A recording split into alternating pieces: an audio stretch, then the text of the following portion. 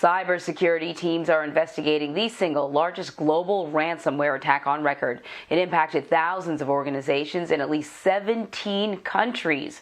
The attack happened on Friday and targeted a software supplier that works with other companies.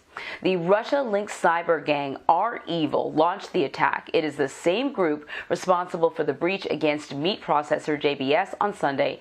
The group demanded $70 million in ransom for a software key that could unscramble all of the affected machines. So Nicole Skanga has been following this story and is here to discuss. Wow, Nicole, it's amazing how you can have an attack like this so widespread, and kind of the rest of us kind of go on with life, and we have no idea, the implications of how it may be eventually affecting us. What can you tell us about this hack? What are cyber experts most worried about with this latest scheme?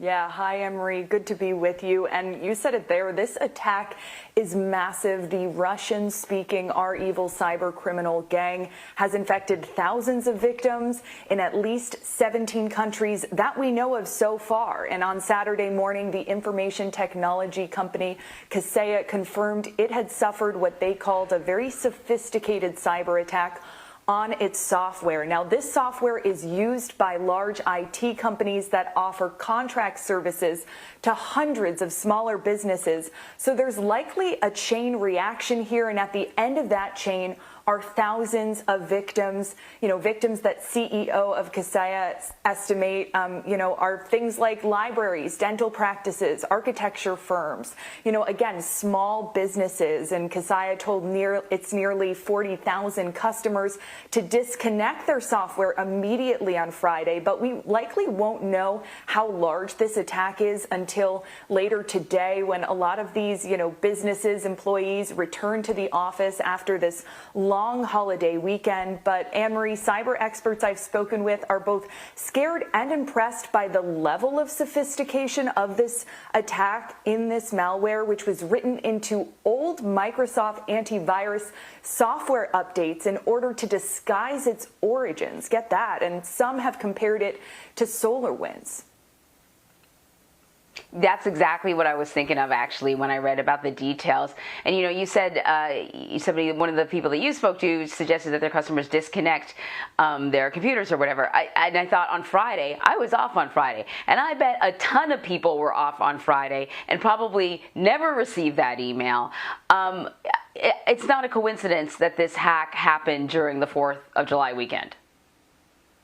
No, in fact, it's by design. It actually appears that cyber criminals here understood, particularly U.S. offices would be lightly staffed, and many victims may not learn of the attack until, Monday, yesterday, or even today if they're coming back after this long weekend.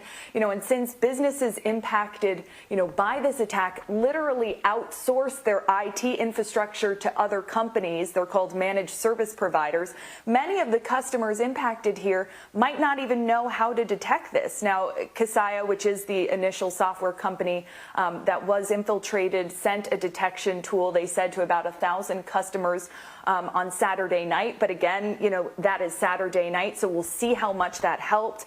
And you'll recall that the last time REvil, this cyber criminal group, launched a major attack, you mentioned it earlier, on a meatpacking firm, JBS, they did it over Memorial Day weekend. So, we're starting to see the emergence of these really large-scale cyber attacks when cyber criminals feel that customers will least be on the lookout for it during long holiday weekends.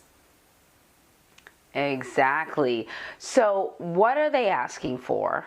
And I remember sort of during the first attack, we were told that REvil was most likely a Russian group, but whether there's a connection to the Kremlin was unknown at that point. So do we know if there's a connection to the Kremlin?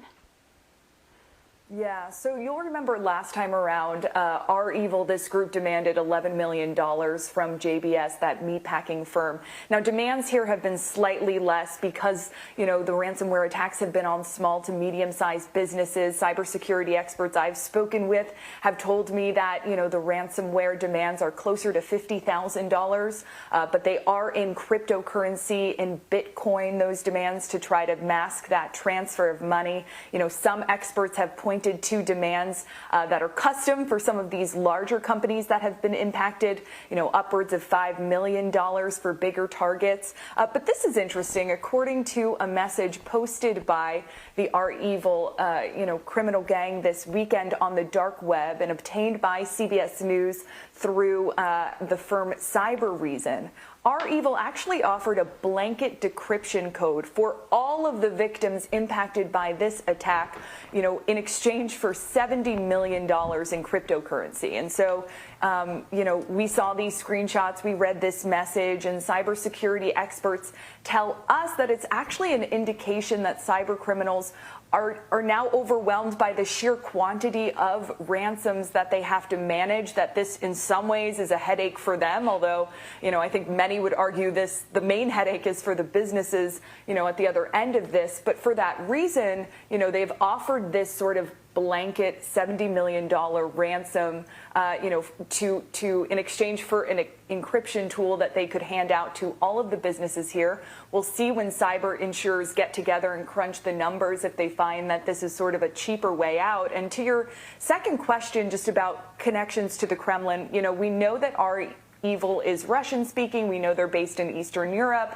It's tough to know their exact origin, especially because cyber criminals in general tend to hide their headquarters by housing servers in third-party countries. But if these criminals are indeed Russia-based or even Russia-linked, as U.S. intelligence has previously reported when it comes to REvil, that's very concerning. Less than a month ago, you'll remember that President Biden met with Russian President Vladimir Putin, told him to stop giving safe haven to many of these cyber criminal groups, called them a national security threat. And though, while this attack may not be Kremlin directed, it's at least an indication that, the Russian president has sort of dragged his feet on shutting down some of these cyber criminals. Yeah, really. Nicole, thank you very much. Thank you.